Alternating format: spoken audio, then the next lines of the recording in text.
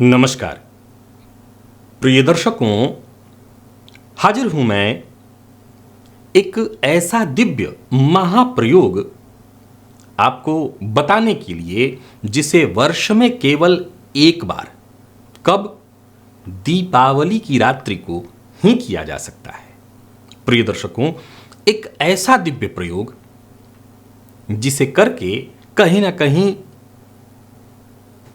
विधि के विधान में भी हम विधि से ही प्रार्थना करके, परमात्मा से ही प्रार्थना करके विधि के विधान में भी बदलाव करा सकते हैं।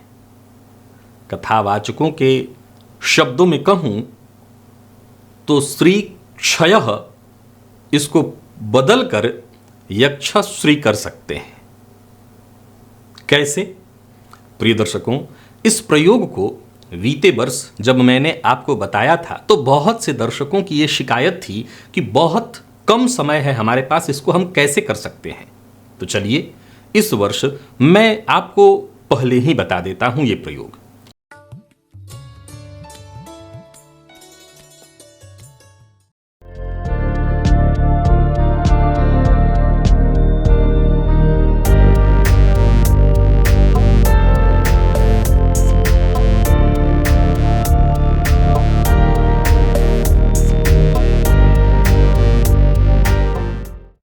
प्रिय दर्शकों, दीपावली का पर्व, इसे तो हर वर्ष आना है। ये रात्रि, वैसे ये रात्रि हर वर्ष हर दिन ही आ रही है। अभी हमारे ऊपर है कि हम मजे करें, पटाखे जलाएं, घूम फिर करके तान कर सो जाएं, और नहीं तो आप अपने भीतर के उस साधक को जगाइए जिसे आवश्यकता है अपने परिवार के लिए, अपने लिए, इस समाज के लिए धन अर्जित करने की। एक ऐसा प्रयोग जिसे हर कोई कर सकता है। यूं समझ लीजिए कि इससे सरल प्रयोग तो हो ही नहीं सकता। मैंने क्या कहा कि विधि के विधान में भी परिवर्तन, यानी हमारे प्रारब्ध में हमारे ही कर्मों का प्रभाव, हमारे ही कर्मों का फल, जहां प्रकृति ने धनहीन लिख दिया उसे हम बदला तो नहीं जा सकता, पर फिर भी अगर श्रद्धा पूर्वक मां के चरणों में चलें, मां की कृपा प्राप्त करने का प्रयत्न करें तो अवश्य सब कुछ बदला जा सकता है। इसके लिए आपको जिन चीजों की आवश्यकता है, आपके पास समय है, आप एक काम करिए। सबसे पहले आपको चाहिए भोजपत्र। बहुत से दर्शक कहते हैं उन्होंने भोजपत्र ही नहीं देखा। ऐसा होता है भोजपत्र, आप देख लीजिए, ये है भोजपत्र। ये पेड़ की छाल है। आपको एक भोजपत्र दुकान से ले लेना है और ले लेनी है आपको अनार की कलम। अब अगर आप मुझसे ये शिकायत करते हैं कि मुझे अनार की कलम भी प्राप्त नहीं है, तो फिर उसके लिए सबसे बढ़िया होता है फिर स्वर्ण लेखनी, यानी सुनार की दुकान से एक पतला सा तार ले लीजिए सोने की और उससे लिखिए, और बाद में आप चाहे तो लौटा करके उसके बदले अपना पैसा ले सकते हैं। अब कुछ लोग ये भी कहेंगे कि धन लाभ के लिए हम करने वाले हैं। सीधी सी बात है, हमारे पास तो इतना भी नहीं है कि हम स्वर्ण लेखनी ले लें। भाई देखिए, बिना मेहनत किए कोई कुछ नहीं बनता, बिना कर्म किए। और आप सोच रहे हो कि मैं प्रयोग कोई बता दूं और रातों रात माँ लक्ष्मी एक सूटकेस भर के ला के रुपया दे जाएंगे, ऐसा कुछ नहीं होता। ऐसा होता तो मैं भी ये कर रहा होता। लेकिन हाँ, अगर श्रद्धा है तो या तो आप उस तरह से मेहनत करिए और चीज़ों को हासिल करिए।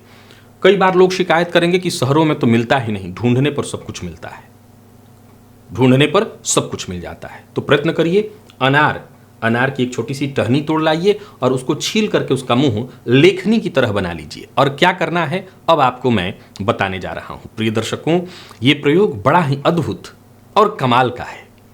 अगर आपको अपना जन्मांक चक्र बनाने आता है, जन्म कुंडली जिसको आप देखते हैं अपने जन्मांक चक्र, तो आपको जन्मांक चक्र बनाना है किस पर? तो इसी भोजपत्र पर, लाल चंदन से, अनार की लकड़ी से। और ये किसके लिए प्रयोग है? ये प्रयोग उनके लिए है जिनके पास पहले तो धन आता ही नहीं है। ये उनके लिए है। ये उनके लिए है जिनके पास धन आ तो जाता है पर टिकता नहीं है। अब आप देखिए कि आप दोनों में से कौन है। कई लोग ऐसा कहेंगे कि हम दोनों नहीं, दोनों नहीं हो सकते, आना जरूरी है। जिसके पास आ रहा है टिक नहीं रहा है तो हम उसके लिए टिकने की व्यवस्था बताएं, और जिनके पास आ ही नहीं रहा है तो आने की व्यवस्था बताएं। प्रिय दर्शकों, जन्म कुंडली का दूसरा जो भाव है वो धन भाव है और जन्म कुंडली का जो 11वां भाव है वो लाभ का भाव है। आपको करना क्या है? दीपावली की रात्रि को एक निशीथ काल, मैं भी थोड़ी देर बाद आपको निशीथ काल का समय बता दे रहा हूं। निशीथ काल में,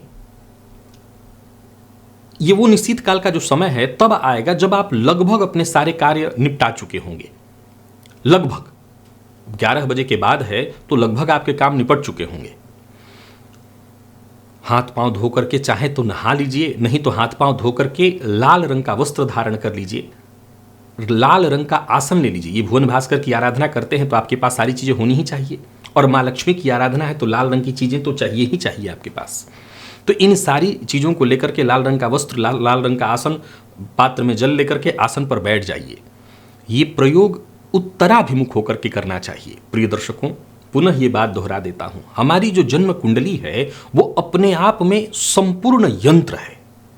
एक ऐसा यंत्र जहां ग्रहों की स्थितियां, चाहे कभी भी ग्रहों की कैसी भी स्थिति हो, वो यंत्रवत स्थिति ही है। एक तो जन्मांक चक्र ही स्वयं अपने आप में यंत्र है। मैं वही कहूंगा कि आज से 4 वर्ष पूर्व मैंने जन्म कुंडली के प्रत्येक भावों को एक दूसरे से जोड़ करके त्रिकोण बना करके श्रीयंत्र की तरह जन्मांक चक्र को आपको दिखाया था। बीते वर्षों ये प्रयोग बताया, इस वर्ष फिर आपको बताने जा रहा हूं। आप इस प्रयोग को अवश्य करिए। करना क्या है?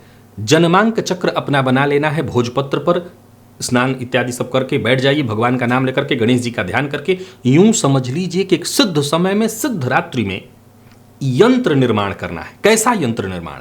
ऐसा यंत्र निर्माण जहां आप अपने विधि के द्वारा लिखे विधान को मिटाकर अपने हाथों हस्ताक्षर कर दीजिए कि मुझे धन चाहिए, धन मेरे पास टिके। ये करने जा रहे हैं आप। तो इतने बड़े यंत्र का जब निर्माण होने जा रहा है तो जाहिर सी बात है कि साधक का मन स्वस्थ होना चाहिए। बिना स्वस्थ मन से, बिना श्रद्धा को लिए आप इस प्रयोग को करें तो इसका क्या लाभ होने वाला है?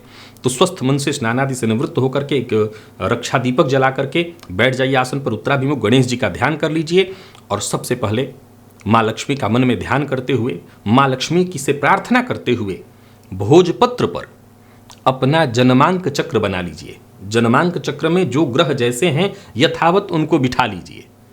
इसके पश्चात आपको क्या करना है? जन्मांक चक्र बना लिया, जन्मांक चक्र में ग्रहों को बिठा लिया, ऊपर अपना नाम लिख दीजिए। आपने जब मेरा वीडियो देखा होगा जन्म कुंडली अध्ययन का, तो जैसे मैं जन्मांक चक्र बनाता हूं और ऊपर लिखता हूं जन्म कुंडली अध्ययन, उसी जगह पर अपना नाम लिख दीजिए।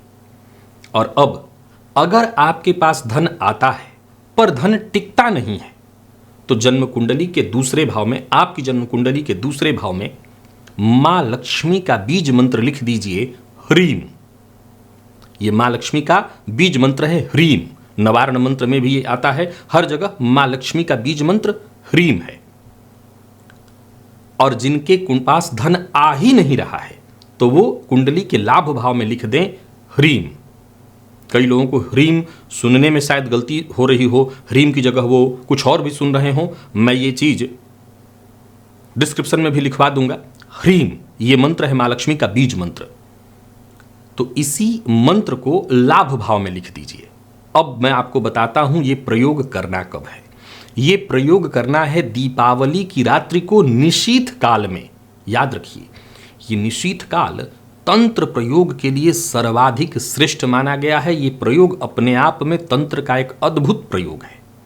आप कोई और यंत्र भी निर्माण करना चाहते हैं तो इसी काल में करिए, इसी निश्चित काल में, रात्रि 11:15 से रात्रि 12:07 के बीच।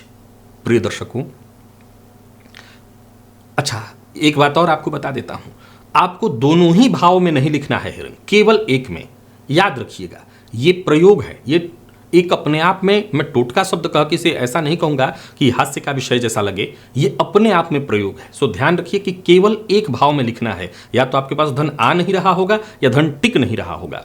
टिक नहीं रहा तो दूसरे भाव में, आ नहीं रहा तो 11वें भाव में ह्रीम लिख करके। और फिर क्या करना है, तो उस यंत्र को, जो जन्मांक चक्र है आपका वही यंत्र बन गया है, उस यंत्र की आपको पूजा करनी। कैसे? तो गंध, अक्षत, गंध कहते हैं चंदन को, अक्षत, पुष्प, धूप, दीप, आरती दिखा देनी है। यूं समझ करके कि ये साक्षात यंत्रराज हैं, श्रीयंत्र माँ लक्ष्मी की कृपा अब बन जाएगी। मैंने क्या कहा, बदलने जा रहे हैं। और उस भोजपत्र को आपने दीपावली का पूजन किया है तो आपके घर में गणेश लक्ष्मी जी तो होंगे ही होंगे, चाहे वो चांदी के हों, चीनी मिट्टी के हों, मिट्टी के हों, जैसे भी हों चलेगा, पित्तल के हों चलेगा। लक्ष्मी जी के नीचे आप चाहें तो उसको मोड़ भी सकते हैं, और अगर चंदन सूखा नहीं तो 2 मिनट रुक जाइए, सूख जाने दीजिए, थोड़ा फैन वगैरह चला लीजिए ताकि सूख जाए। और सूख जाने के पश्चात मोड़ के भी, वैसे तो मैं कहूँगा सीधा ही ऐसे रख करके और लक्ष्मी जी को उसके ऊपर रख दीजिए। यानी लक्ष्मी जी को जो आसन देना है, अपनी जन्म कुंडली का आसन दे देना है, ये भोजपत्र ही नीचे बिछा देना है। अब गणेश जी भी साथ साथ रहते हैं, वो भी उस पर आ जाए तो कोई फर्क नहीं पड़ता, मूलतः गणेश जी को बीचों बीच उस पर रखना है। बस हो गया प्रयोग, इतना ही आपको करना है। और मैंने क्या कहा कि कथावाचकों के शब्दों में अगर कहूं तो ये लाइन बड़ा ही अद्भुत लगता है कि श्री क्षय की जगह यक्षश्री लिख दीजिए, यानी बदल दीजिए, उल्टा कर दीजिए। विधना ने लिख दिया है कि धनहीन रहना है, तो ऐसा नहीं होगा। माँ की कृपा, माँ लक्ष्मी को ही बिठा दीजिए, धन आएगा भी और धन टिकेगा भी। तो आशा करता हूँ ये प्रयोग पिछले वर्ष बहुत से लोगों ने किया। मैं जब बाहर जाता रहा तो बहुत से लोग कहते थे कि दीपावली वाला वो प्रयोग एक बार फिर से दोहरा दीजिएगा ताकि हम समय पर कर सकें। मैं सबके लिए दोहरा दे रहा हूँ और मैं जानता हूँ कि बड़ा ही अद्भुत प्रयोग है, करिएगा, अवश्य लाभ मिलेगा। आज के लिए बस इतना ही, इजाजत दीजिए, पुनः मुलाकात होगी। तब तक के लिए नमस्कार।